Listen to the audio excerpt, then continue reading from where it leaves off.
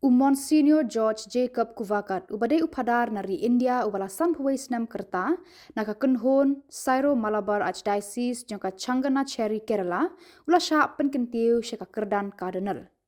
Uni Monsignor ula kitkhlieh ban pynbeit yaki jingleit jingwan ni apostolic journey jong Pope Francis shabar ke Vatican naduh snem arhajar arpau.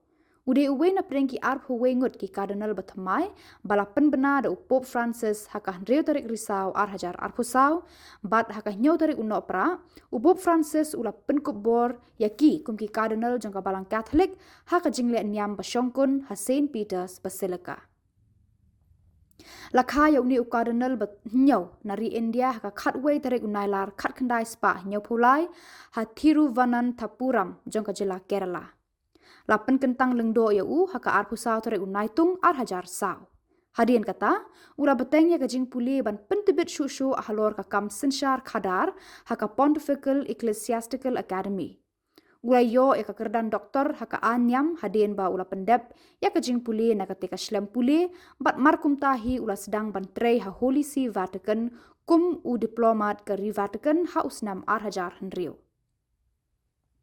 Hadirin kata ulat trei kum unong pet nong kmi ya kabha kamiat jong Balang apostolic nunciature ha Algeria bat South Korea nadu usnam arhajar khandai hadu arhajar khatar bat yakari Iran nadu usnam arhajar khatar hadu arhajar khatsau.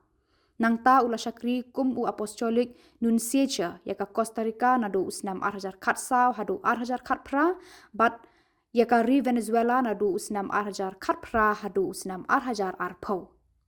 Karkum kajing itu jangka Holy See yaki kamba ula trei ha uklalengkot arhajar arpau ula syak khotno ban trei ha Secretariat of State ha Vatican bat nadu usnam arhajar arpawei Monsignor George Jacob Koovakad udei udekot jangka Vatican's diplomat bat la ban syed ban pynbeit yaki jingleit jingwan ne ki apostolic journey jong Pope Francis. Mentau usnam arhajar arpusau Pope Francis ula thung ya kum titular Archbishop jongkan di Sibis bat ha benai naiwing mentau usnam la penkentang bishop ya hayemane ba jongka Changanacherry Archdiocese da Major Archbishop Raphael Tatil.